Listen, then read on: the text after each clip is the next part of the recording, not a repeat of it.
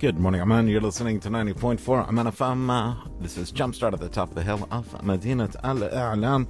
And as we mentioned earlier in our National and International Day segment, today is Air Traffic Controller Day. And honestly speaking, this is one of the jobs that I wanted as a child. I just felt it was so cool to, see all the screens and look out onto all these flights coming in to Oman. And I'm very happy to have on the phone with me today somebody who has attained that, an air traffic controller from the Civil Aviation Authority, Mr. Ahmed Adam Muhammad. Good morning, Mr. Ahmed. Thank you so much for joining us. You're welcome, and good morning. Good morning, Mr. Talal. How are you doing? I'm very well, and I'm happy to have you today. I wasn't lying when I said one of my dreams was to become an air traffic controller, and I've always wanted to go into that room that you guys sit in with all the screens. Well, it's first of all, I am honored that I'm being hosted on this radio channel, and I'd like to start off by, expressing my gratitude to His Majesty Sultan Haytham bin Tariq for all the efforts and the tools of empowerment that we were given as Omanis to even soar higher in this industry, which is the aviation in general and the air traffic control specifically. So, and back to you. We would love to have you visit the place one day, inshallah. I'll take you up on that. But can you tell our listeners and me more about what is it exactly that an air traffic controller does? Well, air traffic control is basically it is a service provided by the country, generally speaking, that helps providing safe passage for aircraft and safe air travel all over the world.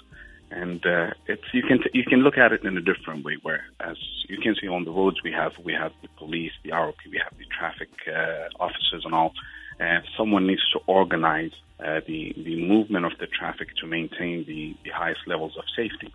So if this is on the ground scale, if we take it all the way up in the air, we would also require someone to regulate and organize the air travel. And this is where the air traffic controllers kick in. So the basic job of the air traffic controller is to maintain safety and, by God's grace, assure safe passage to all air traffic movements. Very well.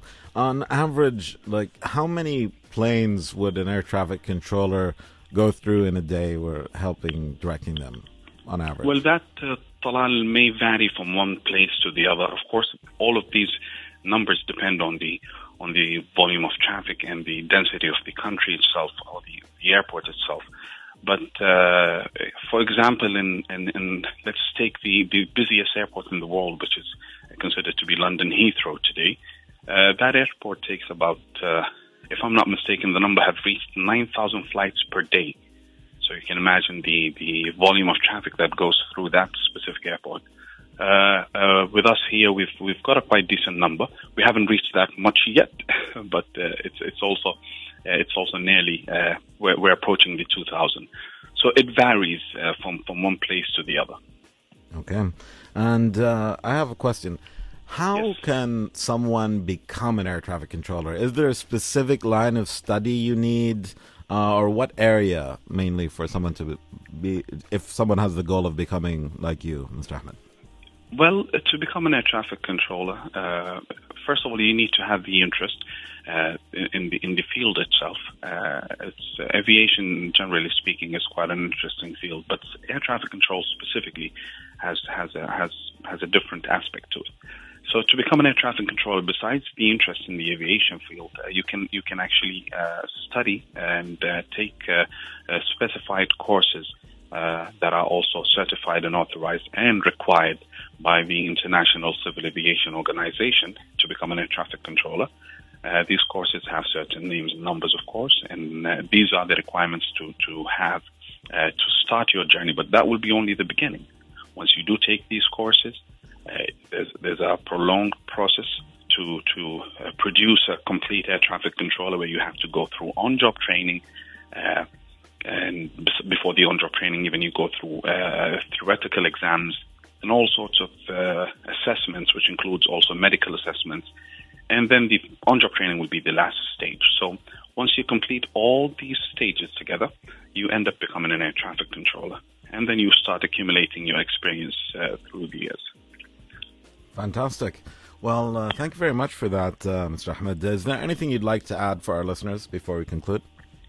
Well, I would like to, first of all, send my regards and appreciations and thanks to all my fellow air traffic controllers on this occasion. Today is the International Day of Air Traffic Controllers.